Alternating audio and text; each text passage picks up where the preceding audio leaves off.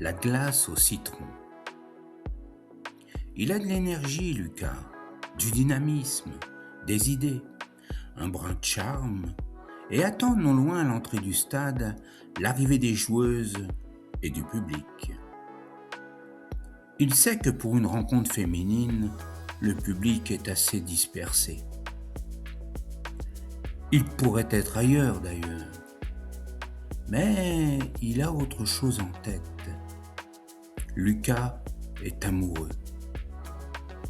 Et c'est ainsi tous les dimanches, une fois pour les rencontres féminines et une fois pour les matchs masculins. Lucas n'est là qu'au printemps. L'été, il part sur les quais d'un port breton.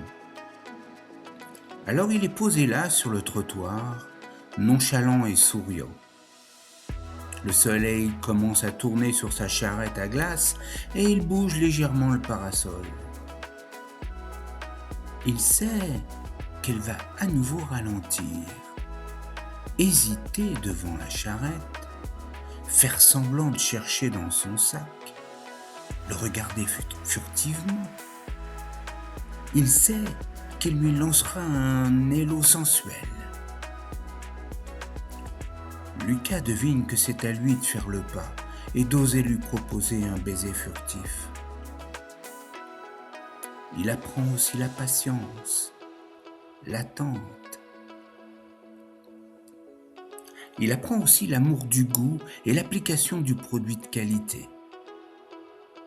C'est un peu beaucoup pour elle. Elle est présente tous les dimanches à la buvette du stade pour préparer les collations et aider au service du bar.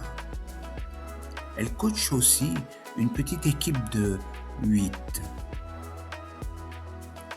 Lucas découvre le cœur qui s'affole, son rythme qui s'accélère à l'arrivée de la navette. Et se dit qu'il doit s'approcher de l'idée du bonheur. Aujourd'hui, elle passe sans s'arrêter. Il n'ose l'appeler. Les clients, eux aussi fidèles, sont déjà devant son étal. La journée a été bonne, mais décevante. Il commence à plier, la clientèle s'essouffle et il devine une silhouette hésitante et fragile, adossée, non loin, à un muret. C'est elle. Elle ne sourit pas. Elle pleure. Alors vite, il confectionne une glace à la noix de coco et lui apporte, délaissant son étal. Voilà. C'est ainsi qu'ils se sont connus. Entre eux, la glace a fondu. C'est romantique. Ils ont vécu 3 mois de bonheur, l'espace d'un printemps. Elle n'a pas pu ou voulu, qui sait, se rendre en Bretagne. L'hiver, il travaille comme serveur dans une station de ski. Elle n'a pas pu ou voulu, allez savoir, le suivre dans ce restaurant d'altitude. Alors ils se sont écrits, ont fait des visios chaque semaine et elle est allée le voir une fois dans son refuge. Et lui est revenu passer quelques jours et ils se sont fait des projets.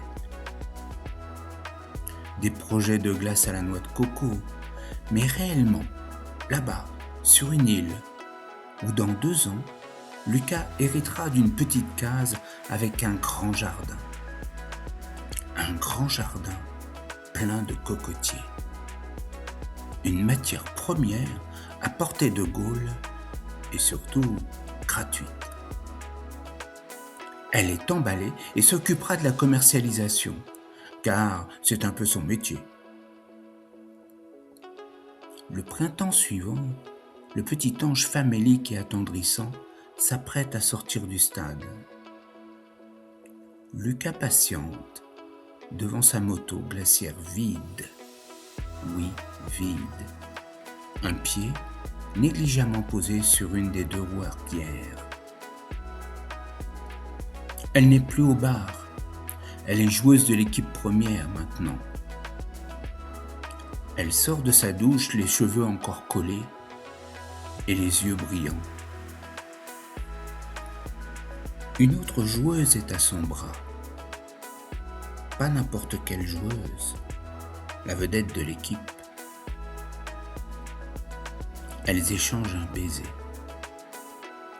Un vrai. Un vrai. Pas celui pour se dire au revoir. Quand elle ouvre à nouveau les yeux, c'est pour l'apercevoir. Il le savait. Un ami lui a dit. Elle s'étonne, puis baisse les yeux pour réfléchir et ne pas être contrainte d'affronter son regard. Elle pense, on est début mars. Il fait encore bien frais, on ne vend pas de glace maintenant. Son cerveau s'emballe, alors il est là pour moi. Et merde. Elle lève les yeux et repère sur son ex-relation un visage dur. Moment désagréable pour le moins. L'autre joueuse ne sait pas, se dirige vers lui et faute de pancarte annonçant la liste des parfums, elle les lui demande. Il lui conseille la glace au citron, un goût acide rafraîchissant, un truc qui vous refait la bouche et le cerveau à neuf, lui précise-t-il. Il n'y a plus de noix de coco, c'était une idée un peu folle d'en fabriquer, lui déclare-t-il. Oui, je ne vois que la glace au citron. Je l'ai relevée avec un chou de piment et de l'extrait d'acide citrique. Elle vous arrachera fatalement une grimace sur le visage et une souffrance dans la gorge pendant un long moment. La joueuse le regarde curieuse, ne sachant si elle doit sourire ou insister pour connaître la liste des parfums. Finalement, elle retourne vers son ami. « Écoute, je dois être fatigué du match, car je ne comprends pas bien. Tu as pigé quelque chose, toi, à son humour ?» Elles opèrent un demi-tour et repartent dans l'enceinte du stade. Des explications s'imposent. La joueuse ne peut pas connaître ni deviner la place de la glace, le regard furtif, les pleurs, le nid d'amour, l'insistance, les bras chaleureux, les SMS tendres, la cheminée du refuge, la glace encore à la noix de coco, dans les îles. Lucas voulait lui faire une surprise. C'était un loupé magistral. Lucas comprend que ces 6 derniers mois n'ont été que tricherie, dupe et manipulation. Il comprend aussi la brusque promotion au sein de l'équipe 1. Car il sait qu'elle n'a pas le niveau, que ce n'est pas une combattance, c'est une libellule qui s'échappe au moindre contact. Lorsqu'elle sort à nouveau du stade après un bref moment d'explication, Lucas a disparu. Il continue de faire des glaces, sauf celle à la noix de coco.